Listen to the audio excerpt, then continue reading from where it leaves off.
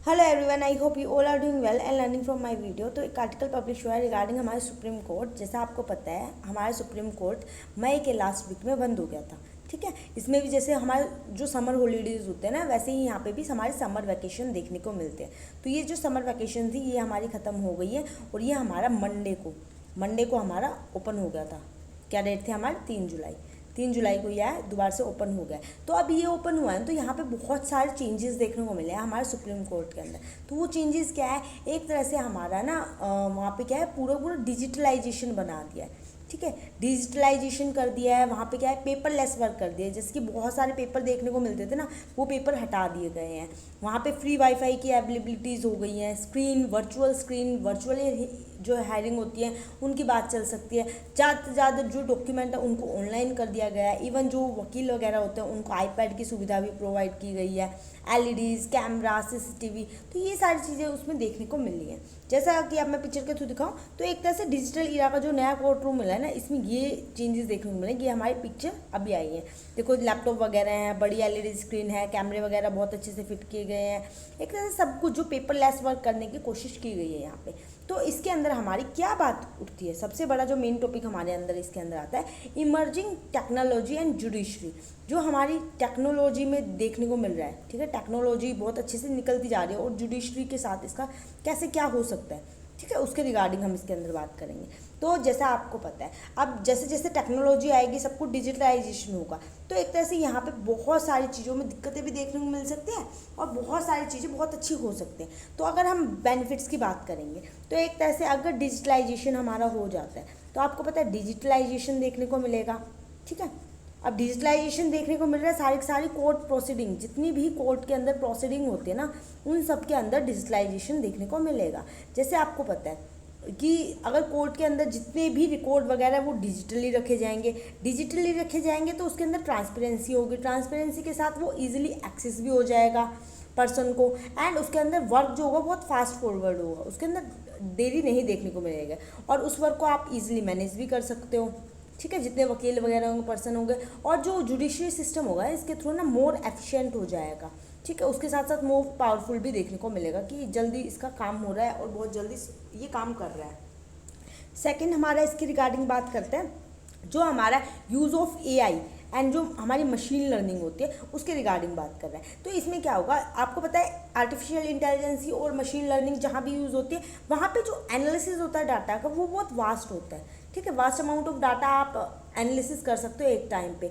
Identification pattern आप change कर सकते हो इसमें। ठीक है, जो प्रिडिक्शन होगा आउटकम्स का आप उसको भी कर सकते हो ईजिली, और एनहेंस कर सकते हो एफिशिएंसी जो होती है ना, जुडिशरी जो जस्टिस डिलीवरी सिस्टम होता है, जो जस्टिस मिलता है, इसमें भी एनहेंसमेंट देखने को मिलेगा कि बहुत इजीली हम जल्दी से जल्दी कर सकते हैं। और इसके अंदर जस्टिस के अंदर आपको क्वालिटी एंड क्वांटिटी दोनों की दोनों चीज़ें देखने को मिल सकते हैं, बोथ की बोथ। ठीक है, और इसके साथ कोर्ट जो इम्प्लीमेंट, इसके लिए जो एआई और मशीन लर्निंग है इसके रिगार्डिंग कोर्ट ने इम्प्लीमेंट किया 2 टूल। ठीक है, वो हमारे 2 टूल कौन से हैं? एक तो हमारा सुवास, ठीक है, सुवास, एंड सेकेंड हमारा है सुपेस। या आपके किसी भी एग्जाम में पूछ सकते हैं। जो सुवास क्या है हमारा? जो हमारा सुप्रीम कोर्ट विधिक अनुवाद सॉफ्टवेयर। ठीक है, ये हमारा विधिक। अब विधिक अनुवाद सिस्टम से आपको क्या दिखना है, जो हमारी वर्नाक्युलर लैंग्वेजेस होते हैं।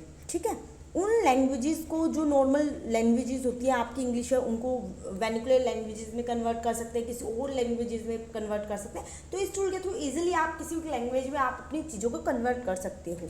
ठीक है, और जो हमारा सुपेस है, सुपेस क्या है?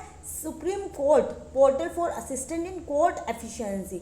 एक तरह से ये आर्टिफिशियल इंटेलिजेंस रिसर्च टूल है। ठीक है, जिसमें रिसर्च वगैरह इजीली हो सकते हैं। तो ये दोनों के दोनों जो है कोर्ट ने इन दोनों चीज़ों को लागू किया है। ठीक है, अब हमारा तीसरे नंबर पे आ जाता है ई फाइलिंग ऑफ केसेस। ठीक है, अब जैसे जैसे ये चीज़ें हो रही है तो ई filing of cases, electronically file कर सकते हैं आप केसेस को। ठीक है, उसके साथ साथ आपको अगर डेट वगैरह लेनी है तो उसमें भी इजीली कर सकते हो। तो ये आपकी कॉस्ट इफेक्टिव देखने को मिलेगी। ठीक है, कॉस्ट इफेक्टिव हो जाएगी। इवन फिजिकली जो पर्सन है प्रेजेंस नहीं हो सकता तो उसको भी थोड़ा सा कम कर सकते हैं। डाटा एक्यूरेसी बहुत अच्छे से हो जाएगी, मेंटेन कर सकते हैं। टाइम रिड्यूस हो जाएगा। ठीक है, टाइम लोगों को ज़्यादा ख़राब नहीं होगा। इवन जो पर लोगों को पैसे लगते हैं आने जाने में, तो वो सारी चीज़ें रुक जाएंगी। और जो हमारे 4th नंबर पे आता है वीडियो कॉन्फ्रेंसिंग। ठीक है, आपको पता है वीडियो कॉन्फ्रेंसिंग के ये जो इतनी सारी चीज़ें दिख रही है, तो इनसे देखने के लिए ये लग रहा है कि क्या नाम है, आगे आने वाले टाइम पे जो हियरिंग वगैरह होती है वो आपकी वीडियो कॉन्फ्रेंसिंग के थ्रू हो सकती है, जिससे क्या है बर्डन खत्म हो जाएगा जो लोगों का वहाँ पे प्रेजेंस होना, जो विटनेस वगैरह होते हैं, और एक पर्सन अपने काम धंधे को छोड़ के बार बार जा रहा है, तो उसमें बहुत सारी चीज़ें देखने को मिलती हैं। बट इसके साथ साथ क्या है, अब ये इतनी अच्छी अच्छी चीज़ें देखने को मिल रही है, बट इसके साथ साथ आपको पता है चैलेंजेस भी होते हैं। जहाँ भी डिजिटल की बात आ जाती है वहाँ पे चैलेंजेस ना आए तो कुछ हो ही नहीं सकता। तो अब चैलेंजेस क्या क्या देखने को मिल रहा है, तो इसके अंदर सबसे बड़ा चैलेंज, अब भी अगर आप मोबाइल यूज़ कर रहे हो और आप कुछ भी यूज़ कर रहे हो, डिजिटल पेमेंट ट्रांसफ़र कर रहे हो, एनीथिंग यू आर डूइंग, तो उस चीज़ के लिए आपको सबसे बड़ा दिक्कत क्या आती है, डाटा सिक्योरिटी की। ठीक है, डाटा ब्रीच वगैरह होता है लोगों का, क्यों, अगर आप जुडिशरी सिस्टम में सब कुछ ऑनलाइन करोगे, डिजिटलाइज करोगे, तो सबके रिकॉर्ड वगैरह और आपको बहुत टाइम तक आगे तक मेंटेन करना है, तो उसमें डाटा सिक्योरिटी में प्रॉब्लम आ सकती है कि डाटा ब्रीच हो जाए और बाद में दिक्कत देखने को मिल सकते हैं। इवन इसमें बायसनेस और डिस्क्रिमिनेशन देखने को मिल सकती है। ठीक है, अब बायसनेस और डिस्क्रिमिनेशन कैसे, क्योंकि ये पर्सन के उससे थोड़ा ना हो रहा है, तो बायसनेस और डिस्क्रिमिनेशन हमारा जो पर्सन एआई के जो एल्गोरिथम वगैरह बनाएगा, ठीक है, वो ऐसे अपने हिसाब से डिज़ाइन करे कि उसमें कोई सारी चीज़ें गलत हो जाएं, जिससे क्या है जो जस्टिस मिल रहा है पर्सन को उसमें आपको प्रॉब्लम देखने को मिल सकते हैं, इनइक्वालिटीज़ देखने को मिल सकते हैं। ठीक है, तीसरे नंबर पे हम आते हैं लैक ऑफ अंडरस्टैंडिंग। ठीक है, जो हमारे वकील वगैरह होते हैं और जो अदर पर्सन होते हैं, तो उन लोगों के अंदर अंडरस्टैंडिंग में भी प्रॉब्लम देखने को मिल सकता है कि उन्हें ज़्यादा नॉलेज ना हो इसके रिगार्डिंग। प्राइवेसी कंसर्न, अब प्राइवेसी कंसर्न की पर्सन की जो है सारी डिटेल होगी, ठीक है, उसके बारे में आपको पता है क्या उसका केस चल रहा है, इवन क्या है अगर आप उस पर फेस लॉक या फिंगरप्रिंट वगैरह लगा रहे हो, तो एक तरह से क्या है वो पूरा जो सॉफ्टवेयर है वो आपका पूरा डाटा ले लेते हैं ना।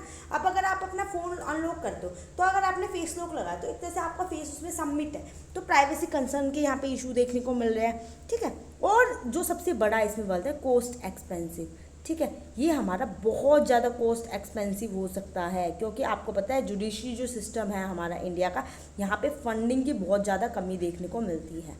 ठीक है, तो इसके रिगार्डिंग में चीज़ें हो सकते हैं। अब इसके लिए आपके वे फॉरवर्ड्स क्या क्या हो सकते हैं। ठीक है, वे फॉरवर्ड्स क्या क्या देखने को मिल रहे हैं कि आप इसको कैसे ठीक करोगे, क्या जो इसमें राइटर ने लिखा है वो राइटर क्या कह रहा है कि कैसे हम इस चार कमियों को दूर कर सकते हैं। तो फर्स्ट हमारा एथिक्स की बात आती है। एथिकल कंसिडरेशन जो होता है हमारा, जो हमारा न्याय एंश्योर करे कि जो हम सॉफ्टवेयर बनाए हैं वो न्याय ही प्रोवाइड करवाए। ठीक है, दूसरा हमें डाटा प्राइवेसी के ऊपर भी फोकस करना पड़ेगा। ठीक है, इसके थ्रू क्या है बहुत सारी जॉब वगैरह जनरेट हो सकती है कि जो पर्सन ये इतनी सारी चीज़ें डिजिटलाइजेशन हो रही है, तो लोगों को क्या है इनकी सिक्योरिटी और प्राइवेसी पे भी ध्यान देना पड़ेगा। इवन एसेसिबिलिटी, जो एसेसिबिलिटी है ना, जो हमारे विकलांग लोग होते हैं, ठीक है, जो हमारे फिजिकली इम्पेयर्ड वगैरह ऐसे जो लोग होते हैं उनको भी एसेसिबल हो कि एवरी इंडिविजुअल और एवरी पर्सन जो है इसको एसेसिबल कर पाए।